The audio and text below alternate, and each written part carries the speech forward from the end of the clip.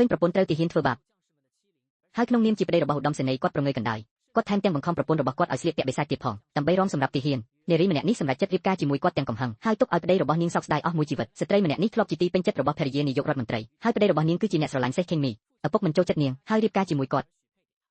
់បានប្រើអំណាចរបស់គាត់ដើម្បីជួយនាងឲ្យក្លាយជាមេតបឃើញពិធីមង្គលការឪពុកបានធ្វើខុសហើយពោពេញដោយបញ្ហាស្ត្រីនោះក៏ត្រូវបានបញ្ជូនទៅជំរំហើយបានក្លាយជាគិសករទាបបំផុតនេះគឺជាខៃហងលីវដែលមិនអាចយកឈ្នះបាននៃរដ្ឋធានី Mudan ខ្ញុំបានឮថាទាហានជាច្រើននៅក្នុងរាជធានីចង់រៀបការជាមួយនាងពិតជាស្រស់ស្អាតណាស់ថ្ងៃនេះសូមឲ្យខ្ញុំភ្លក់រសជាតិនៅពេលដែលស្ត្រីនោះអស់សង្ឃឹមបំផុតគូដណ្ដឹងរបស់នាងបានចូលទៅក្នុងជំរំដោយមានលំពេងវែងគាត់បានបណ្ដេញទាហានដ៏កំណាចចេញពីជំរំស្ត្រីនោះមានអំណរគុណដែលបានកាន់មេតបយ៉ាងតឹងនៅក្នុងដៃរបស់នាងរៀបការនឹងបុរសដែលត្រូវឪពុកម្ដាយរបស់នាងអាចសម្រាប់ដោយសន្តិភាពក្រោមឥទ្ធិពលស្ត្រីនោះទៅលេងព្យាណូជូននាយឧត្តមសេនីយ៍ដូចសពមួយដងប៉ុន្តែស្ទើរតែត្រូវទាហានស្រវឹងមួយក្រុមធ្វើបាបស្ត្រីនោះភ័យស្លន់ស្លោធ្វើបាបអង្វរមេតបជួយរកយុទ្ធធម៌ជូននាងតែឧត្តមសេនីយ៍បាននិយាយថាទាហានទាំងបងប្អូនទាំងអស់គ្នាដែលបានកើតនឹងស្លាប់ជាមួយនាងស្ត្រីនោះមានការភ័ន្តច្រឡំហើយសួរថាតើមានហេតុផលអ្វីដើម្បីដោះស្រាយការបញ្យល់របស់នាងស្ត្រីនោះបានដឹងថានាងគ្រាន់តែជាទាសករទាបបំផុតនៅក្នុងជំរំហើយគ្មានបំណងរៀបការជាមួយទាសករផ្សេងទៀតទេសង្គ្រាមប្រសិនបើទាសករស្រីទាំងនេះមិននាំបរិយោធារបស់ពួកគេត្រូវកប់នៅក្នុងទីងឹតមេតបមិនដែលរៀបការជាមួយទាសករខ្លួនឯងទេដោយសារគាត់មិនចូលចិត្តខ្ញុំបម្រើរបស់គាត់រហូតមកដល់ថ្ងៃនេះនាងបានលើរឿងរបស់ឧត្តមសេនីយ៍ដោយចៃដន្យហើយបានលេងល្បែងមួយដែលមានឈ្មោះថា Save the Princess នៅពេលនេះស្ត្រីបានដឹងថានាងគ្រាន់តែជាកូនបញ្ចាំក្នុងផែនការរបស់មេតបចំពោះរឿងនេះនាងបានអង្វរំដាយរបស់នាងឲ្យជួយរកទាហានដើម្បីយកនាងទៅផ្ទះស្ត្រីនោះត្រូវបានគេធ្វើទារុណកម្មឥឡូវនេះមេតបកំពុងអំដំណើរព្រះនាងទាហានគិតថាស្ត្រីនោះត្រូវបានមេតបបោកប្រាស់ពួកគេបានចូលទៅក្នុងជំរំដើម្បីបំផ្លាញភាពគ្មានកំហុសរបស់ស្ត្រីក្នុងពេលដ៏សំខាន់នេះបរិសុទ្ធចម្លែកម្នាក់បានចូលគាត់មិនខ្លាចអំណាចរបស់ទាហានទេហើយរត់ទៅជាមួយពួកគេគាត់សុខចិត្តយកស្ត្រីនោះទៅផ្ទះខ្ញុំមិនបានដឹងអំពីវាទេខ្ញុំនឹងរក្សាការសន្យារបស់ខ្ញុំកញ្ញាតើអ្នកអាចត្រឡប់ទៅជាមួយខ្ញុំបានទេស្ត្រីនោះបានឃើញទាហាននៅពីមុខហើយបានប្រព្រឹត្តត្រឹមត្រូវនាងយល់ព្រមទៅផ្ទះជាមួយគាត់ភ្លាមនិងបានធ្វើកិច្ចសន្យារឹងមាំជាមួយគ្នានេះម្ចាស់ស្ត្រីបានដឹងថាស្ត្រីនោះជាមិត្តកុមារភាពរបស់ឧត្តមសេនីយ៍នាងបានបញ្ជាឲ្យបញ្ជូននាងទៅរាជធានីនាងឃើញថាស្ត្រីនោះសង្ហាណាស់ហើយគ្មានអ្វីចម្លែកទេដែលមេតបរក្សានាងនៅក្បែរគាត់បរិសុទ្ធសង្ហាណាស់គាត់សង្ហាណាស់មេតបខ្លាចព្រះនាងយល់ខុសគាត់ខ្លាចថាគាត់នឹងខ្លាចជាទាសករដែលមានឋានៈទាបតើគាត់អាចបោកខ្លួនឯងដោយរបៀបណាទោះយ៉ាងណាក៏ដោយព្រះនាងមានបន្ទូលថាវាកម្រមានជំរំយោធាមកដល់នាងបានបញ្ជាឲ្យស្ត្រីនោះរួមឲ្យពួកគេពេលនោះស្ត្រីនោះត្រូវអ្នកបម្រើចាប់យកទៅ Error 500 Server Error 1500នេះឧត្តមសេនីយ៍បានចូលមកស្ត្រីនោះគិតថាមេតបមកពីនាងដើម្បីសម្ដែងខ្លួនបានរំពឹងទុកឧត្តមសេនីយ៍បានអះអាងថានាងមិនមែនជាកូនស្រីរបស់នាយករដ្ឋមន្ត្រីចេះស្ដាប់បង្គាប់ហើយសុខចិត្តរំនៅមុខព្រះនាងនឹងទុកកន្លែងសម្រាប់នាងបន្ទាប់ពីនាងបានក្លាយជាម្ចាស់ក្ត្រីនាងនឹងទិញទីធ្លាតូចមួយសម្រាប់នាងនៅខាងក្រៅទីក្រុងស្ត្រីស្អប់ពេលឃើញមុខលាក់ពុតរបស់មេតបភីខេងវិញអ្នកធ្លាប់ចង់រៀបការកូនស្រីនៃគ្រួសារអភិជន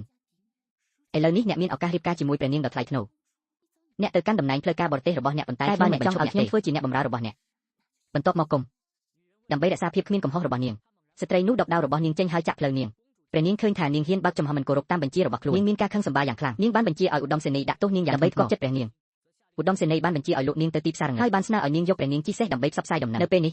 ឆ្មាំបានយក sticker អាពាហ៍ពិពាហ៍រវាងទាហាននិងអ្នកបម្រើនិងសុំការយល់ព្រមពីលោកឧត្តមសេនីយ៍ដើម្បីយកព្រះនាងជិះសេះ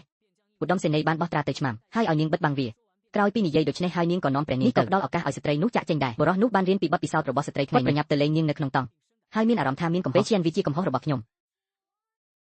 ខ្ញុំត្រឡប់មកវិញឥឡូវនេះបន្ទាប់ពីខ្ញុំទៅដាស់សត្រូវខ្ញុំបានធ្វើឲ្យអ្នកមានអារម្មណ៍ថានិយាយដូច្នេះហើយគាត់ក៏ឲ្យថ្នាំមានល្អមួយដបទៅស្ត្រីនោះបានសុំឲ្យគាត់ជួយគាត់លាបប៉ុន្តែត្រូវបរិសុទ្ធនោះបដិសេធលោកបានអះអាងថាពួកគេមិនទាន់បានរៀបការនៅឡើយទេដល់កេរ្តិ៍ឈ្មោះរបស់ស្ត្រីនោះគិតថាខ្លួនបានចូលបម្រើក្នុងជួរកំតប់ឡើងជាមួយឧត្តមសេនីយ៍នាងថែមទាំងឲ្យគាត់ស្លៀកសម្លៀកបំពាក់បែបនោះឥឡូវនេះបរិសុទ្ធកំពុងពិចារណាខ្លួនឯងគាត់ខ្វល់ពីកេរ្តិ៍ឈ្មោះរបស់គាត់ថ្ងៃស្អែកជាថ្ងៃដែលពួកគេទៅផ្ទះនៅពេលនេះសម្លេងរបស់ទាហានដែលមានចេតនាទាំងនោះបានចេញមកដើម្បីការពារស្ត្រីបរិសុទ្ធនោះបានដោះស្រាយទាហានដ៏ឆ្លើយទាំងនោះដោយផ្ទាល់បន្ទាប់មកដល់ថ្ងៃដែលពួកគេបានចាក់ចេញពីជំរំតោះទៅ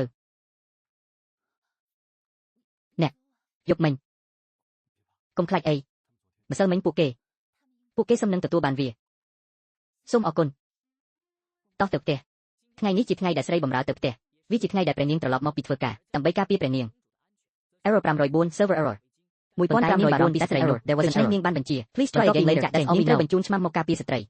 ន្ទាប់មកព្រះនាងនឹងនាំព្រះនាងត្រឡប់ទៅរាជធានីវិញតើទាំងនេះជាយុទ្ធសាស្ត្រយោធានៃការចូលរួមឬហេតុអ្វីបានជាពួកគេបិទមុខបាទពួកគេប្រហែលជាមិនចង់ឃើញប្រជាជនទេហើយមើលអតីតកាលដែលមិនគួរឲ្យជឿរបស់ពួកគេខៃហងលៀមមិននៅទីនេះមែនទ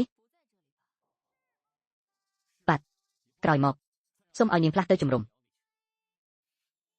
មិនអីទេភីឡែងតោះទ